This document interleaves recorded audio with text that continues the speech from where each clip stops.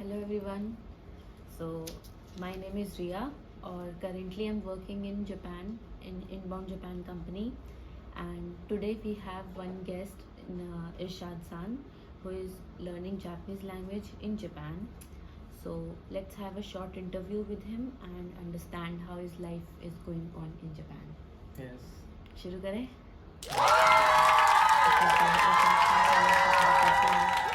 मैं तो बढ़िया हूँ, आप बताएं। हम भी बढ़िया हैं. तो आपका जापान में कैसे आना हुआ? मैंने दिल्ली से एमबीए करी। एमबीए के बाद मैंने सोचा जापानीज लैंग्वेज सीखनी चाहिए और जापान में काफ़ी मौके हैं, चांसेस हैं, तो मैंने जापान आने का सोचा। अच्छा, तो आप कितना टाइम हो गया आपको जापान में? लगभग 1 साल हो गया। 1 साल.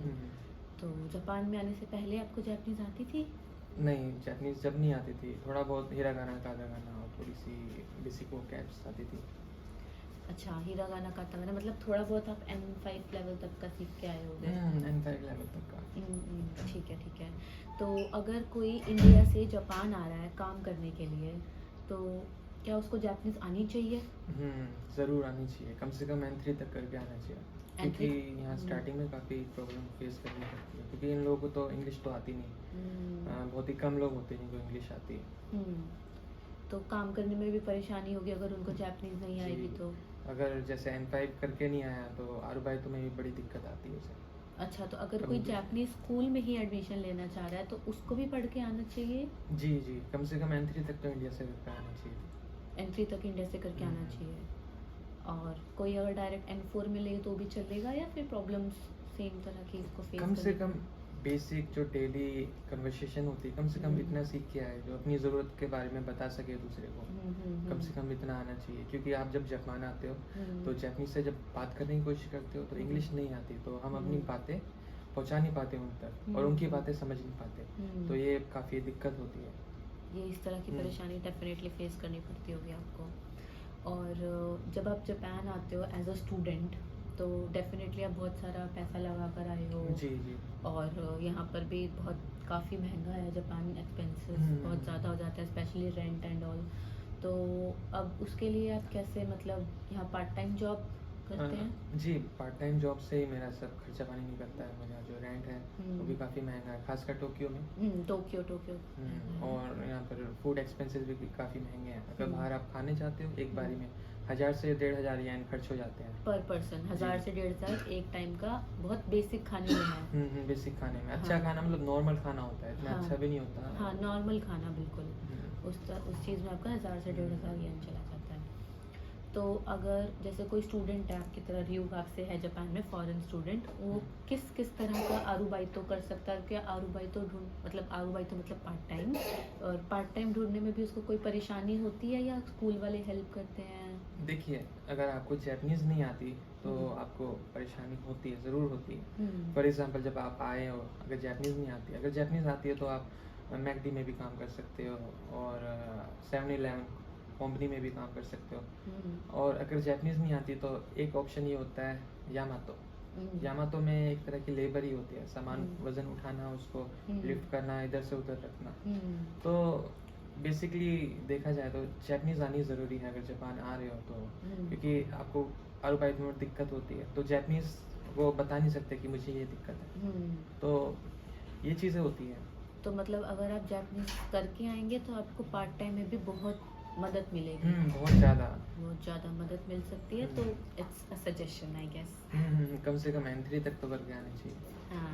क्योंकि मैं आया था, मैंने जल्दबाजी में मैंने फैसला लिया, मैं आया क्योंकि स्टार्टिंग के 6 महीने मेरे काफ़ी बुरे भी थे. जापानीज़ आती नहीं थी, मुझे आरुबाइतो में दिक्कत हुई. मैंने मैनेजर को अपनी बात समझाना चाहा तो मगर मैनेजर मेरी बात नहीं समझ पाया, क्योंकि मुझे जापानीज़ नहीं आती थी. तो ये सब दिक्कतें होती है. अगर आपका कम्युनिकेशन बैरियर होता है, कहीं भी हो, इंडिया हो या दूसरी कंट्री हो, कम्युनिकेशन बैरियर होता है तो दिक्कत तो होती है. अगर आप साउथ में भी जाओगे, आप हिंदी में बात करोगे तो उनको तो इंग्लिश आती है, चलो वो बात हमारी समझ लेते हैं. अगर साउथ में जाओगे, अगर उनकी भाषा है इंग्लिश है, इंग्लिश में हम उनसे अपनी बातें रख सकते हैं, मगर यहाँ जापान में इंग्लिश में हम कम्युनिकेशन नहीं कर सकते बिल्कुल भी. बिल्कुल ठीक बात है. ठीक है, तो आपको किस तरह की परेशानी का सामना करना पड़ा जब आप जापान आए? जब मैं स्टार्टिंग में आया था, सबसे पहले मेरे को जापानीज़ बड़ी ही बेसिक सी आती थी, काताकाना, हिरागाना, कोनिचिवा, बेसिक सी। तो सबसे पहले मैंने मतलब 1 हफ्ता मैं होटल में ठहरा था, तो मेरे पास पैसे ख़त्म होते जा रहे थे। फिर मैंने जैसे-तैसे करके रूम ढूँढा एक कंपनी के थ्रू, तो रूम में रहा मैं। फिर आरुबाइतो ढूँढने में दिक्कत हुई, तो आरुबाइतो भी मुझे जैसे-तैसे करके मैकडी में मिल ही गई। तो मैकडी में स्टार्टिंग में आपको सबसे बेसिक, जैसे नए बंदे होते हैं जिसको लैंग्वेज नहीं आती, तो उसको सोजी का काम देंगे, सोजी का, साफ सफाई का। तो ये तो देंगे जब तक आपको लैंग्वेज नहीं आएगी, स्किल्स नहीं है आपको, तो सबसे पहले आपको ऐसे ही काम करना पड़ेगा सोजी का। सोजी मतलब साफ सफाई। हाँ। ठीक है।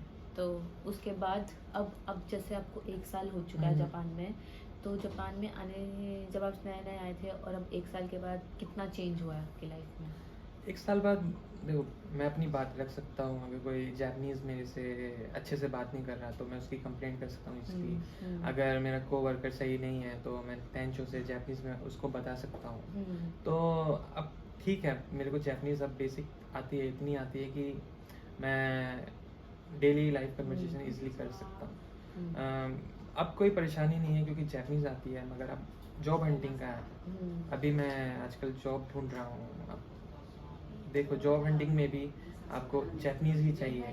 आप इंटरव्यू में बैठते हो तो वो एक्सपेक्ट करते हैं आपसे N2 लेवल की जैपनीज़, जहाँ इंटरव्यू के लिए बैठते हो N2 लेवल या नेटिव लेवल की जैपनीज़। क्योंकि हम इंडिया में कंपटीशन बहुत है, मगर यहाँ इंटरनेशनल कंपटीशन है। यहाँ हम बाहर देश के लोगों के साथ कम्पीट करते हैं, वहाँ इंडियंस के साथ कम्पीट करते हैं। तो कहीं ना कहीं बात तो एक हो जाती है। अगर जैपनीज़ नहीं आती तो यहाँ कम्पटीशन बहुत ज़्यादा है। बिल्कुल ठीक बात है। होपफुली आपको जल्दी जापान में जॉब मिल जाए, हम तो यही दुआ करेंगे। और आपके लिए आज का टाइम के लिए बहुत बहुत शुक्रिया। Thank you so much. जी, आपका भी ओके, धन्यवाद। तो हम आएंगे नई वीडियो के साथ। Bye bye. Bye bye, thank you.